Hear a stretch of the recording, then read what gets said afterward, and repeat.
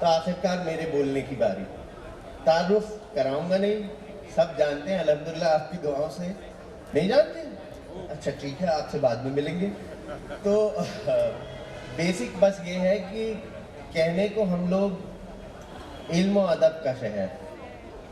मैंने जब भोपाल के ऊपर एक ऐसे लिखना शुरू किया तो मुझे ये लगा कि एक जो बात बहुत चुभती है कि हम अलाल हो गए, और दूसरा ये कि हमारे बड़े हमारे लिए, वही जो मैंने बात कही थी कि हमारे बड़े क्रिएटर्स थे लेकिन हम कस्टोडियंस अच्छे नहीं हैं, हम संभाल के नहीं रखते अपनी चीज़ों को। और तीसरी और सबसे ख़राब बात जो भोपाल के साथ हो गई है वो ये कि तालीम तो ज़रूरी है लेकिन इस शहर में तरबियत का बड़ा मामला था।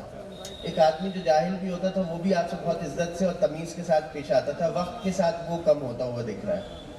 फ़िलहाल मैं यहाँ पे आज जो आपसे किस्सा आपके साथ शेयर करने वाला हूँ वो बेसिकली मेरा एक आर्टिकल है जो इस किताब में छपा है, और ये है फॉरगॉटन फूड्स, मुस्लिम साउथ ईस्ट एशिया की जो गुमती हुई रेसिपीज़ और खाने हैं उनके बारे में है। और इसमें मेरा ऐसे भोपाल से पहला कंट्रीब्यूशन है और भोपाल के खाने पे है।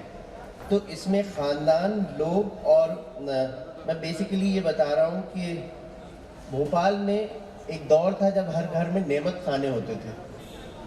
आज नेमत खाना गुम गया है, और बेगमात के जो मिनिस्टर्स हुआ करते थे वो दो होते थे, एक मदारुल मुहाम और एक नसीरुल मुहाम। तो बाद में मुइनुल मुहाम वगैरह जुड़ते गए, लेकिन मदारुल मुहाम और नसीरुल मुहाम हुआ करते थे। और तंजिया, क्योंकि भोपाल के लोग सरकाज़्म और विट, मियाँ को काम नहीं करने देते तो मियाँ क्या करेंगे, मजाकी करेंगे। और तो मियाँ जो है तंजिया तौर पे उन्होंने जो है कहा कि ये तो बावर्ची खाने का, ये कहें कि नेमत खाने वाली सरकार है कि दो मिनिस्टरों को बंद कर दिया या उनको रख लिया, एक बावर्ची खाने में हुकूमत चल रही है और रियासत चल रही है। तो मेरे ऐसे का टाइटल है भोपाल का गुमा हुआ नेमत खाना, और मैं आपसे उसमें मैं प्रैक्टिकली उसे रीड नहीं कर रहा हूँ, लेकिन हाँ उसकी सिलसिले को बनाए रखने के लिए मैं आपसे बात करूँगा। तो द लॉस्ट किचन कैबिनेट जो इस ऐसे का टाइटल है वो तब शुरू होता है कि खुशबुओं का, खाने की खुशबू का दौर जो मेरी ज़िंदगी में शुरू हुआ, उन खुशबुओं ने काफ़ी हद तक खाने की तरफ मेरा रुझान बढ़ाया।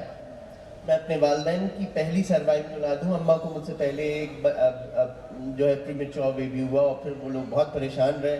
3 साल बाद I was conceived and I was born on 1 April 1987। तो अप्रैल फूल ना कहिएगा, मैं इत्तेफाकन 1 तारीख को पैदा हो गया। अब साहब, अम्मी शायद 20 बरस की रही होंगी, कुछ दिन बाकी थे मेरे पैदा होने में, तभी बड़े अब्बा के घर से ये फरमान आया कि साहब अब आपको अपने लिए घर का इंतज़ाम करना पड़ेगा। मेरे बड़े अब्बा का नाम मुकीक मलिक है और वो यहाँ एजुकेशनिस्ट थे, लॉयर थे, और बोर्ड ऑफिस में भी एक ज़माने में उन्होंने नौकरी की है।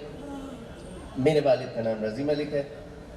अल्टीमेटली फिर ये हुआ कि 2 दिन के अंदर एक घर ढूंढा गया और हम पहुँचे गली नंबर 2 रेत घाट में।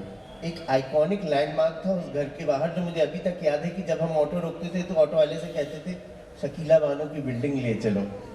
तो शकीला बानो की बिल्डिंग के पास थी गली नंबर 2, और हम पहुँचे वहाँ। और जब हम वहाँ पहुँचे तो हम पहुँचे जमील अहमद साहब के घर। मेरे लिए वो अब्बा हैं और उनकी बेगम जो है वो अम्मा है। They are my grandparents practically. और जमील साहब सैयद ख़ानदान से ताल्लुक़ रखते थे। उनकी बीवी पठान सौलत दुर्रानी है। उनके 6 बच्चे हैं, 3 बेटियां और 3 बेटे। और जमील साहब जो हैं वो और अम्मा मेरे लिए, उन्होंने मेरी बर्थडे मनाना शुरू करी, मेरी बिस्मिल्लाह करी और उसमें खाने बनाए। अब्बा और अम्मा का घर 1940 के आसपास का बना हुआ होगा, और इस घर में दालान, बरामदे, कमरे और ठंडे बड़े कमरे हुआ करते थे। ये खूबसूरत लोगों का ख़ानदान हुआ करता था। मेरा दिल उनकी मंजली बेटी पे कुछ ज़्यादा ही मेहरबान था। उनका नाम रेहाना है और वो फ़िलहाल पाकिस्तान में रहती हैं, और मैं उन्हें प्यार से आना कहता हूँ। और उनकी छोटी बेटी बुशरा जो है, मुझे सिर्फ अपने बचपन में उनके गोरे हाथ और भूरे बाल याद हैं, क्योंकि अब्बा उन्हें इसीलिए प्यार से भूरी बहन कहा करते थे। और पुप्पी हमेशा से जो है मेहमानों को चाय लगा दी थी, तो मुझे उनके हाथ ट्रे पकड़े हुए ही याद हैं ज़्यादातर, और वो अभी पंचवटी में रहती हैं। तो इस घर के साउथ वेस्ट कॉर्नर में एक बिही का दरख्त हुआ करता था, और उस बिही के दरख्त के नीचे एक बावर्ची खाना था, पीला छुई मिट्टी से पुता हुआ, बहुत ही ट्रेडिशनल, और उसमें थे दुनिया ज़माने के सारे बर्तन। अब इसके और वहाँ दो लोग हुआ करते थे, दो ख़ास नौकर, एक का नाम था करीम और दूसरा का नाम था साबरा। करीम एक बड़ी अजीब सी चीज़ थी, वो दिन भर काम करता रहता था और कुछ ना कुछ बड़बड़ाता रहता, प्याज बड़ी अच्छी काटता था, लच्छेदार। और साबरा जो है वो किसी डिज्नी की कार्टून विलन की तरह लगती थी, एक औरत जिसकी गर्दन एक तरफ से खिंची हुई और गोल आंखें और एक आंख से वो काड़ी। तो साबरा, मैं अभी कुछ दिनों से साबरा को ढूंढ रहा हूँ, लेकिन लगता है साबरा कोविड के बाद से गुम गई, मिल नहीं रही है। और साबरा के पास एक ही काम था कि वो कीमे में से या गोश्त में से चिचड़ी निकाल के बिल्लियों को खूब खिलाती थी और किसी को बावर्ची खाने में आने नहीं देती थी। अब्बा जो है ये इसलिए इन नौकरों का पूरे टाइम बावर्ची खाने में गुजर होता था क्योंकि ये ख़ानदान एक मशहूर होटल चलाता है जो इनको विरसे में मिली। कैसे, मैं आपको बताता हूँ। अब्बा का इंतकाल 3 साल पहले हुआ है। वो बड़े खाने पीने के शौकीन थे, उन्हें लगता था कि वो बहुत बीमार हैं, लेकिन अब्बा कभी बीमार नहीं थे। और दूसरी चीज़ ये कि वो यहाँ नज़र बाग के बाहर बैठ के गिलहरियों को सुबह पार्ले जी बिस्किट खिलाया करते थे। अब्बा में ये आदतें उनके वालिद मरहूम रफ़ीक अहमद से आई थी। रफ़ीक अहमद साहब को भोपाल वाले रफ़ीक रूसी के नाम से जानते हैं। रफ़ीक रूसी जो है वो भोपाल से मौलाना बरकतुल्लाह भोपाली के साथ रशिया तक पैदल गए, अपना सफ़रनामा लिखा, और जब वापस आए तो आने के बाद नवाब मोहम्मद हमीदुल्लाह खां के यहाँ इंटरटेनमेंट डिपार्टमेंट में मुलाजमत कर ली, और लेक व्यू होटल जो कि मिंटो हॉल में चला करता था उसके निगरां थे। उनके अंडर में कई सारे कुक्स थे, और वो कुक्स जो हैं उनके साथ जुड़ गए। देखते देखते दादा जान ने उनसे बहुत सारी चीज़ें सीखी भी, खुद भी बनाया खाना। और जब पुराने ख़ानदानों में शादी होती तो कई लोगों ने उन शादियों में खाना पकाने का ज़िम्मा उन्हें दिया कि आप बनवाइए। डॉक्टर सुल्तान साहब के बेटे रईस भाई मुझे अक्सर बताया करते थे कि उनके यहाँ जब शादी हुई तो खाना उन्होंने ही पकवाया था। और इसमें जो, क्योंकि अब्बा नहीं रहे तो उनकी बहन है, हम फुप्पो कहते हैं उनसे, अम्मा उन्हें रफ़ो कहती हैं, उनका नाम रफ़िया है। उनकी बेटी शन्नो जी वो पीछे बैठी हुई मुझे सुन रही है, और वो सोशल वर्क करती हैं। तो हमने उनसे पूछा तो उन्होंने बताया कि नवाब साहब के लिए बहुत सारा काम, ख़ास तौर पर से उस घर में बावर्ची खाने की महक हर आधे घंटे में बदलती है। तो आप सुबह दाल देखेंगे, मैंने इतनी अच्छी हुई खिली हुई जो हम माश की दाल भोपाली पसंद करते हैं, न ज़्यादा पकी हुई, न जिसमें कनी भी ना हो, और जो बिल्कुल एकदम पेस्ट फॉर्म में ना हो, वो उस घर में बनती है। अम्मा उसकी गार्निशिंग हमेशा फ्रेश कोरिएंडर से करती हैं, और उसके साथ साथ उस घर में जो है बाकी सारी चीज़ें भी पकाई जाती हैं। मीठा बहुत ज़बरदस्त बनता है, और मैंने यही सीखा है कि मुज़ाफ़िर को मुज़ाफ़िर नहीं मुज़फ़्फ़र कहते हैं, क्योंकि वो उसका असली नाम है। सिलबत्ते पे मसाला। तो बचपन की जो याद है वो ऐसे शुरू होती है कि जब अम्मा कबाब के लिए गोश्त पीसती तो मैं पहली मंजिल से दौड़ते हुए नीचे तक आ जाता। मुझे आज भी आदत है कि वो पिसे हुए कबाब का गोश्त तले हुए कबाब से ज़्यादा बेहतर लगता है। और उस कबाब को रख के मैं ख़ास प्लेट में खाता था जो तांबे की थी, लेकिन उस पर कलई होती थी हर कुछ दिनों में। बचपने में तो एहसास नहीं हुआ, लेकिन अम्मा कहती हैं उस प्लेट की वजह से मेरा रुझान नवाबियत की तरफ आया। और वो प्लेट जो थी वो मेहरताज बेगम साजिदा सुल्तान यानी सैफ अली ख़ान पटौदी की दादी के शादी के हिस्सों की थी, जिसमें हीरा कनी के कपड़े में लड्डू बन के आए थे। उस प्लेट पे आज भी तारीख मौजूद है, 29 अप्रैल 1939, भोपाल पटौदी वेडिंग। और वहाँ से सिलसिला शुरू हुआ सारी चीज़ों का। ये कबाब जो अम्मा बनाती हैं वो शामी है, शाम को खाया जाने वाला कबाब।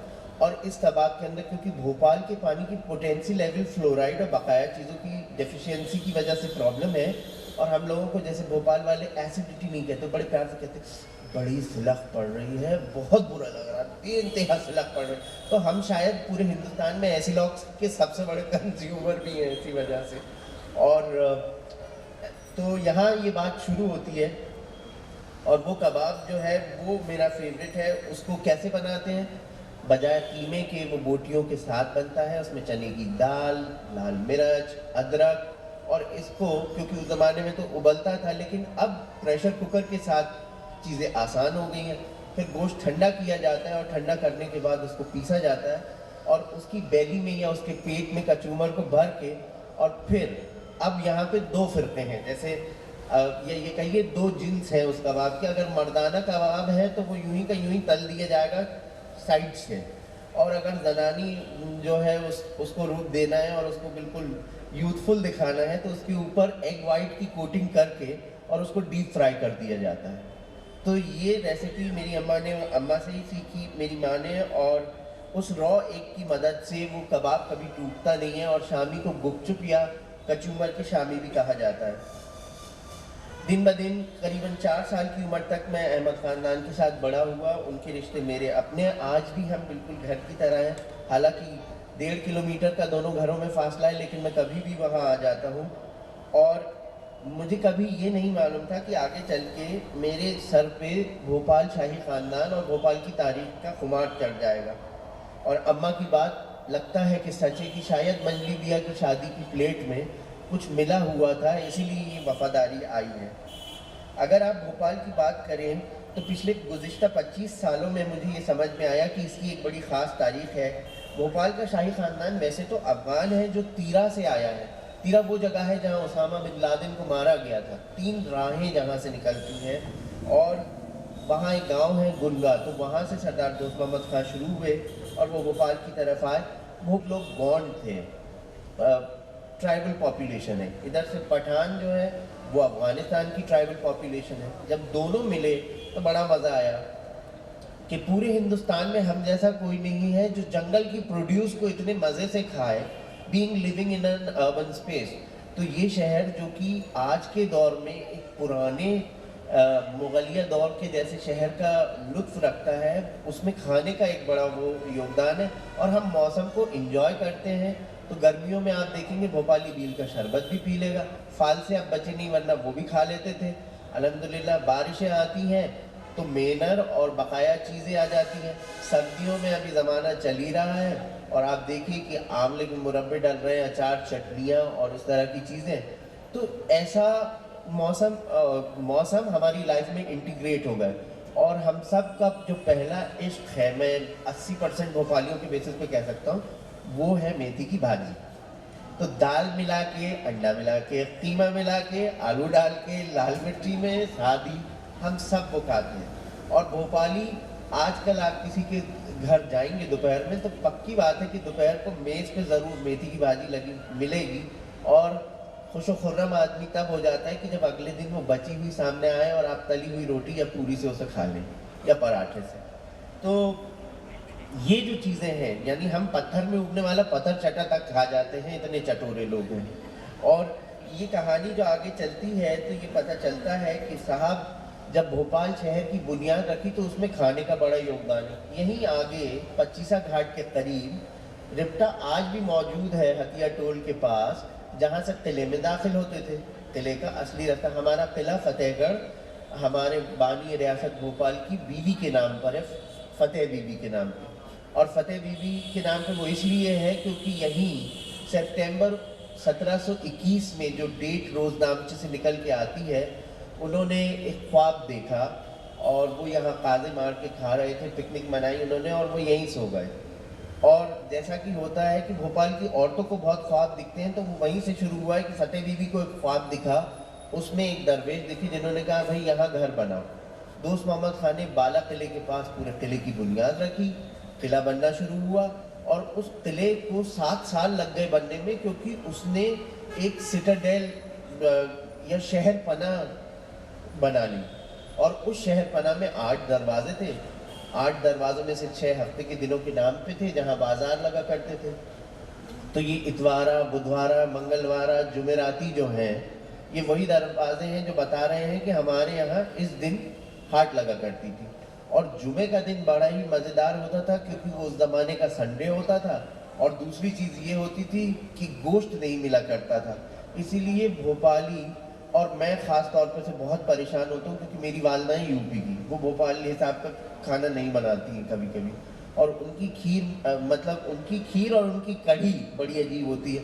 तो भोपाल वाले जुमे के रोज़ कढ़ी बहुत शौक से खाते हैं। हम लोग शक्कर डाल के भी कढ़ी खाते हैं, चावल से भी खा लेते हैं, और अगर आपको भजी नहीं डालने तो कोफ्ते भी उसमें चले जाएंगे बहुत आराम से, किसी को तकलीफ भी नहीं होगी, ना पता चलेगा। और फिर उसके बाद तो मैं बेशतर इस चीज़ से घबराता हूँ क्योंकि अम्मा के डाले हुए इतने बड़े भजिए एक हाथ गोले के बराबर हो जाते हैं जब वो कढ़ी के अंदर डूब जाते हैं। और ये जो कढ़ी है ये वहाँ से चली है क्योंकि Friday was a meatless day, और इसी ज़माने में क्योंकि शिकार का रिवाज बहुत था तो एक डिश पैदा हुई दुचले हुए गोश्त का कीमा, जिसे फारसी में फिलफोरा कहते हैं। हमारे यहाँ एक रेस्टोरेंट भी है। बनता कैसे है, बहुत सादी सी बात है। जंगल में जैसे आपने शिकार किया उस ज़माने में जो होता था उसको आप आज कैसे रिक्रिएट कर सकते हैं घर में, कि आपने कीमा लिया, एक पानी से धोया। आप जितना भी गोश्त को बार बार धोएंगे उसका जायका चला जाएगा, इसलिए एक बार धोइए, उसके बाद उसे निकालिए। निकालने के बाद लाल सूखी लाल मिर्चों को जो है हम जिसे भोपाली में कहते हैं दरोड़ लीजिए, और दरोड़ के दरदरा करके उसको तेल में डालिए बहुत हल्की आंच पे, क्योंकि ज़्यादा तेज़ी से करेंगे तो मुमकिन है 2-3 निशान आपके मुंह पे भी आ जाए। और फिर उसके बाद आप उसमें कीमा छोड़ दीजिए और हल्का सा भूनिए और फिर नमक डाल दीजिए, तो जो गोश्त का पानी है वो अपने आप निकल जाएगा। वो ओरिजिनल फ्लेवर में सर्व होता है। ये फिलफोरा है जो आप भोपाल में आराम से किसी के भी घर में बनवा के खा सकते हैं और सीख सकते हैं।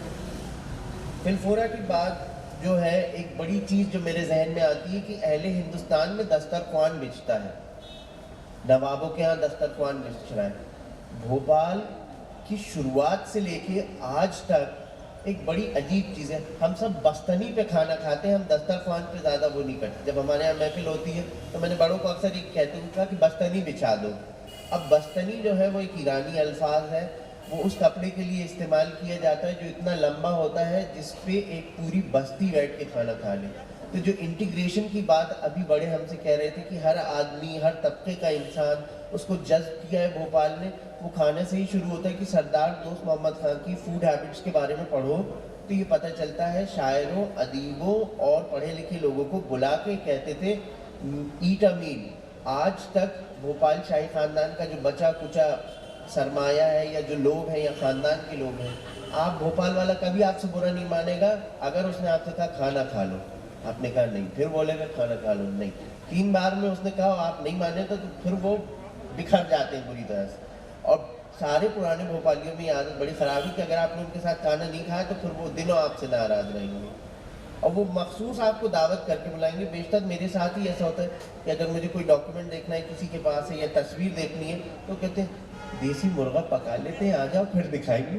तो खाना खाना है और उसके साथ आपको जो कुछ करना है, तो ये हमारा बाइंडिंग एजेंट है। यहाँ से हम आगे चलते हैं और बस्तनी जो सरदार दोस्त मोहम्मद खान ने बिछाई थी वो आगे चली, उसमें हम लोकल लोगों से, गौंडों से बहुत सारी चीज़ें लेते रहे जिनसे हम, क्योंकि हम भोपाल वालों को सेंसेशन बहुत पसंद है, तो अचार, चटनी, मुरब्बे और ये फल हमारे लिए बहुत, आजकल कमरख आई हुई है और सबको ज़ुकाम हुआ है लेकिन फिर भी कोई ना कोई कोशिश करके थोड़ा बहुत खा रहा है। अभी जब मैं यहाँ दाखिल हुआ था तो सहबा पर लब्दो खा रही थी बहुत मज़े से, और मुझे है ना मेरा दिमाग ख़राब हो गया उन्हें देख के कि मैं नहीं खा सकता, बेर गला पकड़ लेगा।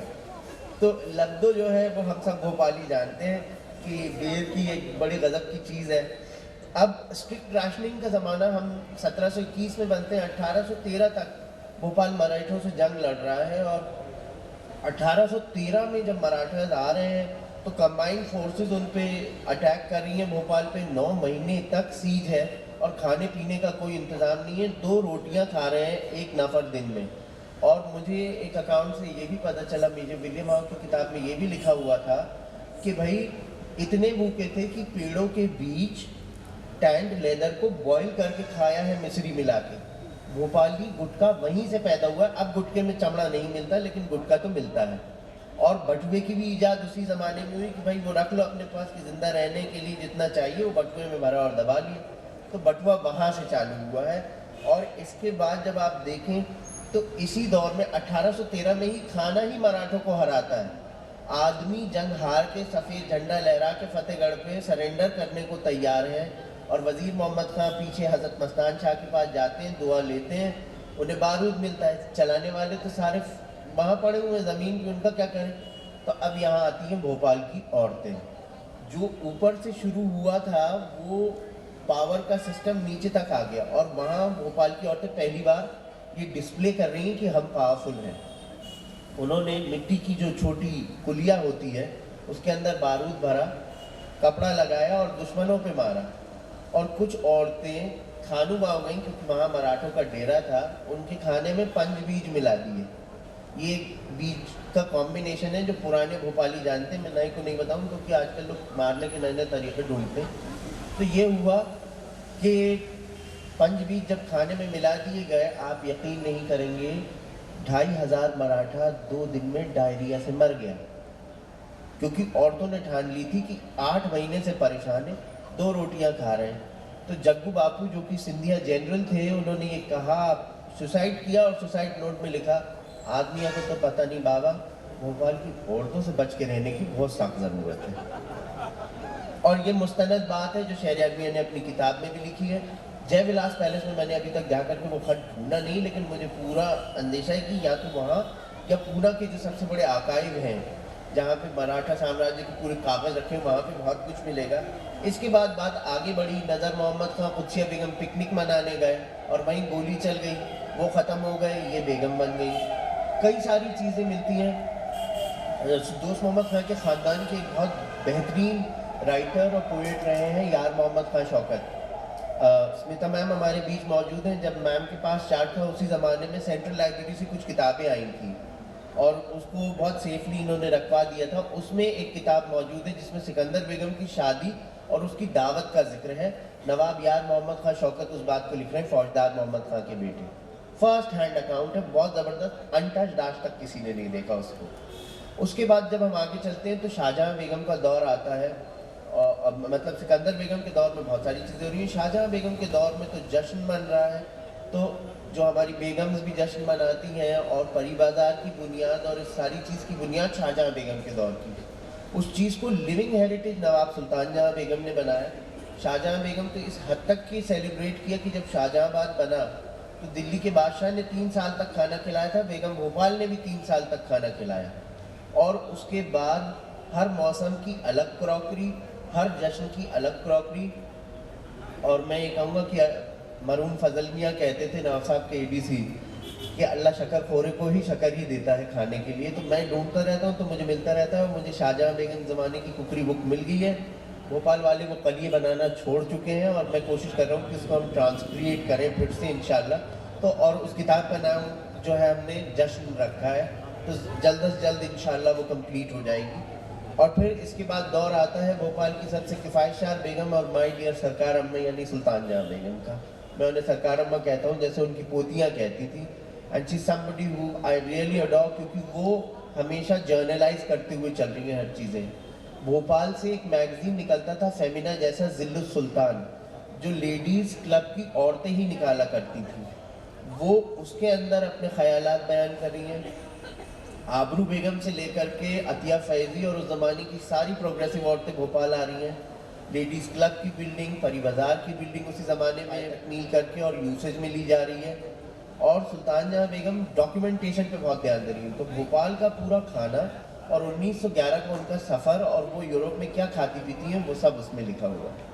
और मज़ेदार चीज़ ये है कि सबसे दिलचस्प जो इसमें किस्सा ख़त्म होता है वो नवाब साहब के दौर में हमीदुल्लाह खां खाने पीने के बहुत शौकीन आदमी नहीं थे, लेकिन इलेबरेट मेन्यू था। और उसके बाद नीचे जब हम आते हैं तो मेरे पास वो शादी का कार्ड है मंजलिबिया का जिसमें ये लिखा है कि वहाँ क्या क्या पका था। और वही बात जब मैंने टाइगर मियाँ से, मरून टाइगर मियाँ से डिस्कस करी तो टाइगर मियाँ ने मुझे ये बताया कि मेरे पास रजिस्टर्स हैं जिसमें जहाज़ी कौरमे से लेकर के आगे तक की सारी तरकीबें हैं। तो मैं आपसे बस ये दुआ करूँगा कि आप सब दुआ कीजिए कि वो 7 रजिस्टर हमारे हाथ लग जाए। और आपने बहुत दिलचस्पी के साथ इसको सुना, मैं आपका बहुत बहुत शुक्रगुजार हूँ। अगर आप इस किताब को लेना चाहते हैं तो ये अमेज़ॉन पे अवेलेबल है। रेसिपीज़ के लिए ज़रा सा इंतज़ार कीजिए। मेरी पहली भोपाल की खाने की किताब नीलोफरनामा 3 से 4 महीने के अंदर इंशाल्लाह आप लोगों के बीच होगी। बहुत बहुत शुक्रिया। जोरदार तालियां एक बार सिकंदर मलिक जी के लिए। आप